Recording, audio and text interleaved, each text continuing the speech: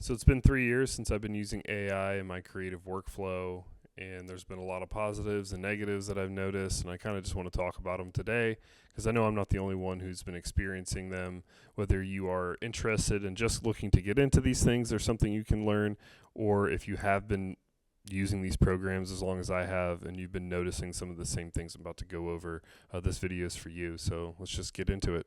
So over the past 3 years has been a really exciting journey of self-discovery for myself in using these AI programs, where at first I was using it to combat burnout, creative block, develop and ideate concepts really quickly, and then I would do something that I called ghost sketching, which was essentially just next level tracing of these AI images, converting them, styling them like my own illustrations, putting custom details on it, finishing these half-baked ideas that AI was spitting out.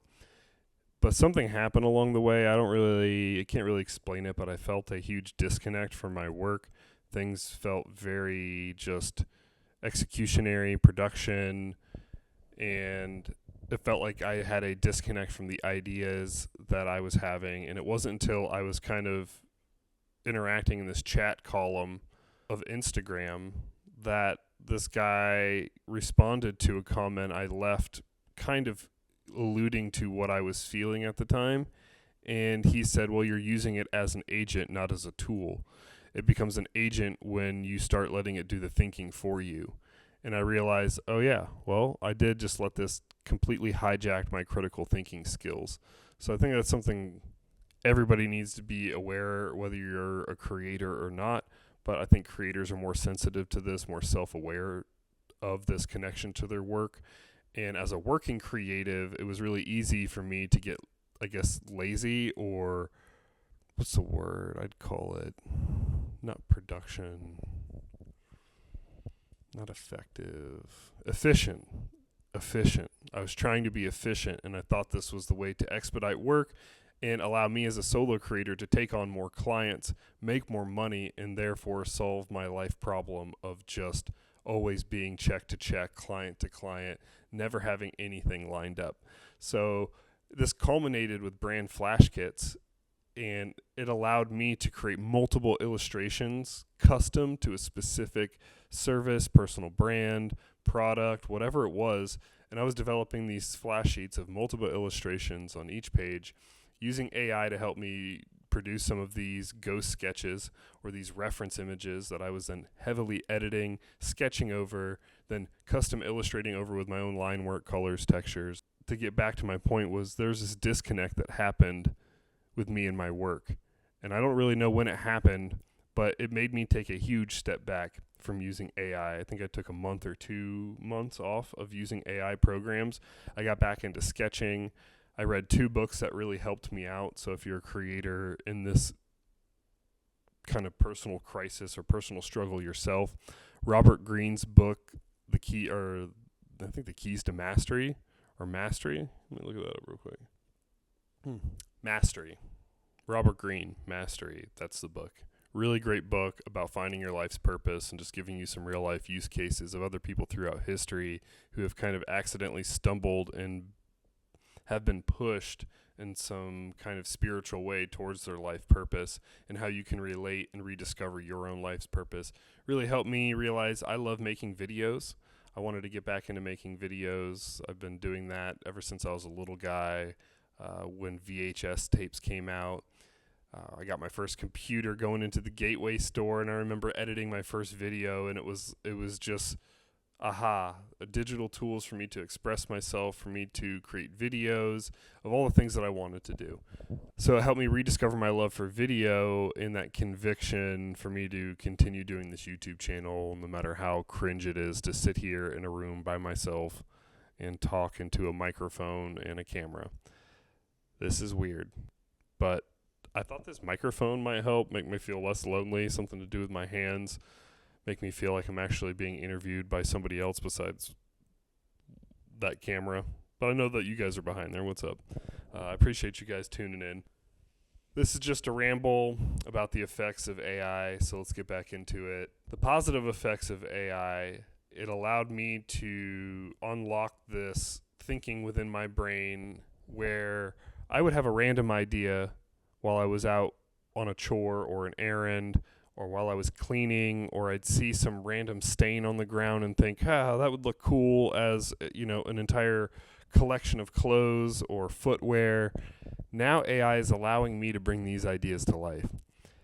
It's allowing me to bring silly ideas that never, ever, ever were meant to have hours upon hours of conceptual development, custom creative work done to bring them to life, to just bring them to life and play with them. AI is allowing me to visualize these ideas that would have otherwise just gone away in my head and never been brought to life. I think we were off to a good start, and then the effects of AI, good and bad. The bad, it robbed my critical thinking. I found myself instantly reaching for the AI to enter a prompt to give me an image. I found the prompting was just stale, disconnected. I wasn't getting good outputs from the AI anymore, and it was because I stopped giving good inputs. It's so weird staring into this black camera lens. Effects of AI. The good is that it's helped me blast through creative block. It's helped me develop ideas that I would have never thought possible, and I would have never been able to find as a reference image on Google or any other image platform. I feel like I was actually crafting the idea that I was looking for. Brass tacks. Effects of AI after 3 years. Robbed my critical thinking. Made me think differently about how I need to be using AI. Made me realize how important the inputs you were giving AI were, and that it's not a tool. It's not an answer oracle. All right. This is a teammate. This is a collaborator. This is something you need to be asking questions to. And I find that when I put better inputs and I spend more time with myself in a sketchbook, thinking about the concept, developing a strong idea before I even touch the programs, that's when I get the best outputs. When I feed it a sketch, when I have a very clearly defined concept,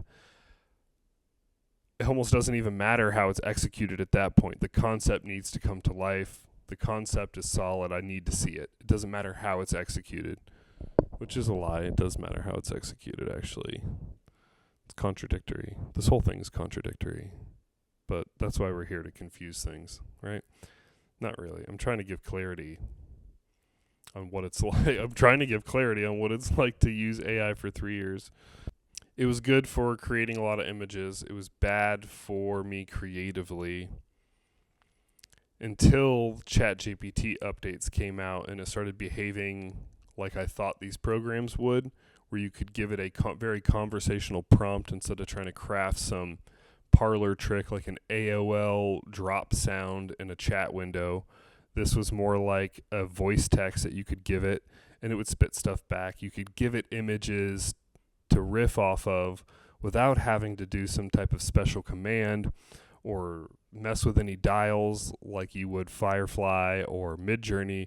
This was just allowing me to throw ideas in there, swap my face onto salad dressing labels when I was walking through the store grocery shopping, just because I had a random idea. And by the time I got home, I had a whole line of salad dressings that related to different levels of creative burnout, inspiration, artificial intelligence. And that's what I'm talking about.